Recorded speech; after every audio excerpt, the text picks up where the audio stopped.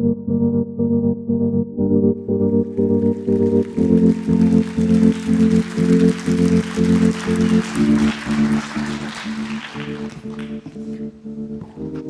Pring, ladies and gentlemen, good afternoon. It is a great honor to join you here on this very special occasion, the inaugural Berlin Freedom Conference. I want to begin by taking this opportunity to thank the Axel Springer Freedom Foundation, Visit Berlin, and the World Liberty Congress for the invitation to speak here. I'd also like to thank Kai Wagner, governing mayor of Berlin, for hosting us. Now, it is wonderful to be back in Germany after almost 15 years. It is great to come back here and be among so many like-minded friends and advocates of democracy. Now, many of you here have dedicated your lives and careers to defending democracy and its values. A lot of you have made tremendous sacrifices in pursuit of those values, yet you remain steadfast when faced with some of the most difficult challenges.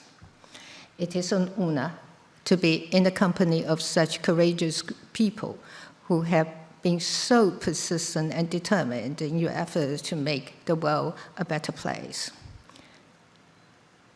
Berlin Freedom Week commemorates the fall of the Berlin Wall on the 9th of November 1989. 36 years later, this event is perhaps still the most striking symbol of democracy's victory over authoritarianism. I hope being here in Berlin at this conference can inspire us all to develop strategies to further secure what we worked so hard to achieve and hold so close to our hearts. The dissolution of Soviet Union was a major turning point that allowed freedom to flourish in the former Eastern Bloc and beyond. And that freedom was accompanied by a new sense of hope and progress. In the wake of this wave of democratization, Taiwan made its own effort to join the democratic world. But our road to democracy was also not easy. It was preceded by decades of authoritarian rule. During that time, Taiwanese were sent to prisons for voicing dissent, and media freedom was limited. Despite this, the Taiwanese people did not give up hope, nor did they give up their democratic dreams. Eventually, their persistent efforts led to Taiwan's first democratic presidential election in 1996, and a period of democratic consolidation followed. Today, Taiwan is recognized as the world's freest and most vibrant democracy. However, as we celebrate and treasure the progress that Taiwan and so many other countries have made in past decades, the threats to democracy have also become even more severe. In recent years, for much of the world, democracy has been under increasing threat. Russia's full-scale invasion of Ukraine served as a wake-up call to all. And Europe has awakened to the extent of this threat, which after more than 3 years of war continues to grow. Russia has been attempting to test the boundaries of more European countries with incursions into their airspace and disruptions to critical infrastructure, such as undersea cables. In Europe, as in Asia, the authoritarian toolkit is very similar. Much of the destabilizing tactics Taiwan has faced in recent years tend to find their way to Europe eventually. We have seen this in the form of cognitive warfare and information manipulation, which are hard to identify and counter, but have long-lasting harmful consequences for democratic societies. These campaigns include disinformation, internet trolls, and media infiltration, all of which are no longer restricted by language barriers due to advances in AI technology. Through these methods, authoritarians attempt to take advantage of the free and open nature of democratic societies to interfere in elections and drive division, while eroding trust in government and in democracy. Now is the consequential time for democracies to reach out and adapt in order to keep our countries safe and our economies prosperous. The rules of engagement have changed, so our collective strategies must evolve with them. Making ourselves resilient in the face of authoritarian challenges is the key to our survival. In Taiwan, we know what resilience looks like. We understand all too well that the danger posed by those who seek to exploit democracy's imperfections. Now we're experiencing much intensified threats and intimidation almost on a daily basis. Our neighbor thought that by routinizing influence operations, gray zone activities, and military exercises, Taiwan would be debilitated by fear or become complacent. Contrary to that, the people of Taiwan utilize these challenges as a basis to build their resilience. Resilience has helped us defend our elections. It helped us weather the challenges posed by the pandemic, and it helped us counter information manipulation. For Taiwan, resilience comes in many forms, from individual to collective, from economic to security. It is crucial that we deepen security cooperation between democracies. A practical step in this direction will be to develop communications and information sharing mechanisms.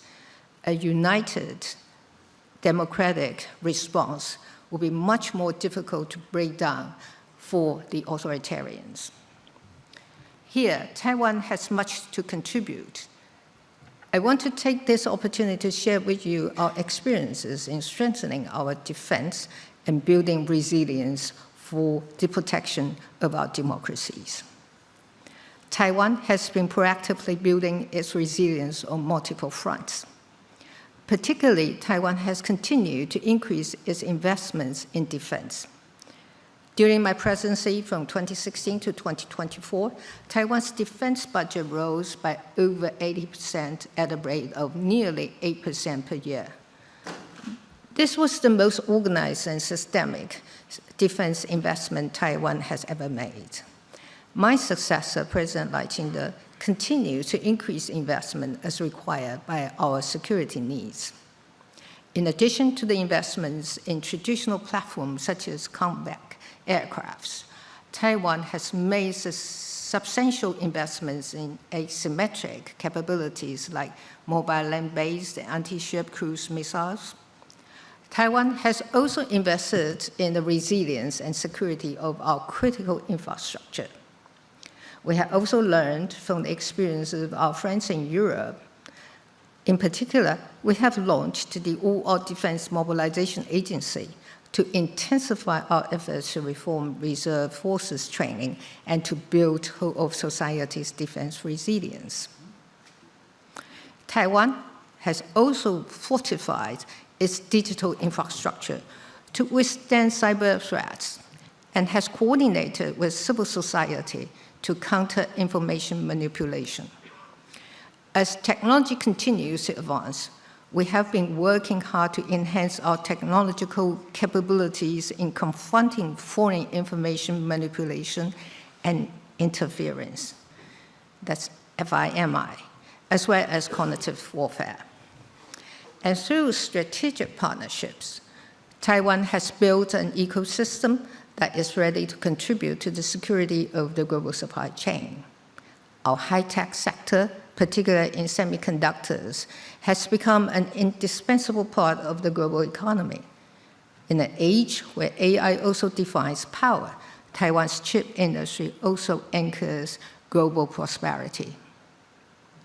Now, it is such initiative that help Taiwan strengthen its defense and societal resilience in the face of threats.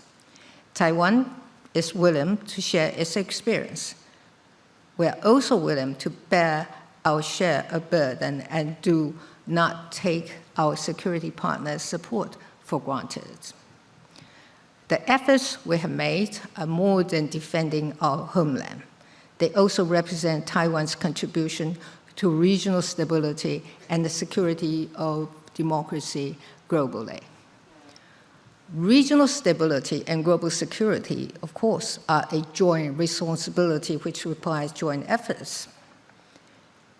Like-minded countries, no matter how near or far, can contribute by using their voices to promote peace and stability in the Indo-Pacific region. Taking a clear and united stand in support of Taiwan's security is in itself a meaningful form of deterrence against authoritarian expansion. Taiwan is appreciative of the statement made by the G7, the European Union, the US, and German Bundestag in recent years, as such statements have demonstrated the international community's deep concern and desire for stability in the Taiwan Strait. Statements like these tell Beijing that Taiwan is not alone and show the Taiwanese people that they have support. While today, Taiwan is on the front lines of the defense of democracy. Tomorrow, it could be any one of us. Increasing collaboration to strengthen our defense should be a priority for all democracies, so that our security and democratic way of life can be assured for generations to come. Today's conference is a meaningful step forward towards realizing greater cooperation among people and organizations in our endeavor to build stronger support for freedom and democracy. Just like the fall of the Berlin Wall brought the German people together as a stronger democratic force, I hope Berlin Freedom Week sets us on the course to build a stronger and more unified international democratic community. Taiwan and all those that share our values have a key role to play in ensuring that democracy prevails. While it may seem like we are faced with unprecedented challenges, I'm confident that by working together, we will create a bright future for free societies.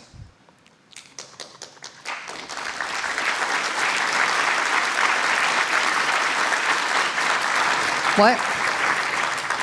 I have not done with my speech yet. You still have 2 minutes. You still have 2 minutes. Well, I have 2 minutes left. Lastly, I would like to thank all the organizers for putting together an inspiring week of events. I wish each of you a fulfilling Berlin Freedom Week and even greater motivation in your work to promote freedom and democracy. And thank you. Sorry, I didn't mean to cut you short. Thank you so much. Thank you, Madam President. Indeed, that was such what really struck me about that is that there are things for different regions to learn, whether it's Taiwan learning from sort of this Nordic-style whole-of-society approach to resiliency, to Europe needing to find ways to hold its own in a world where it doesn't necessarily have military power, but might be dominant in one sector, and Taiwan certainly is a model for that as far as its chips industry. So thanks to you for helping us understand that a bit better. I'll let things settle down a little bit. We'll stay in the region, but come at it from a very different direction. We're going to have a little bit of a look at the role of art and media through comic book communication and the global Gen Z. If I could invite to the stage Melissa Chan, an Emmy-nominated Chinese-American journalist and author, and Badu Chao, a Chinese-Australian activist and prolific political cartoonist. And yeah, you're way ahead of me grabbing the microphones. Please. Thank you. We're deeply humbled to come after President Tsai Ing-wen spoke. Hi, my name is Melissa Chan. I'm Ba Liu Cao.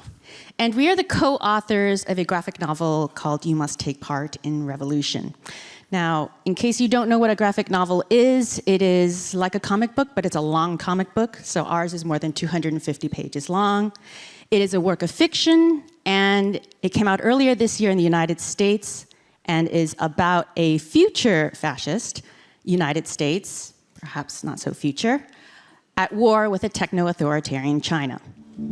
So a little bit about ourselves, so you understand how we ended up working together, an activist, an artist, and a journalist. I've been an international journalist for the last 25 years, ended up reporting from a lot of authoritarian places, including North Korea. Here I am in Cuba,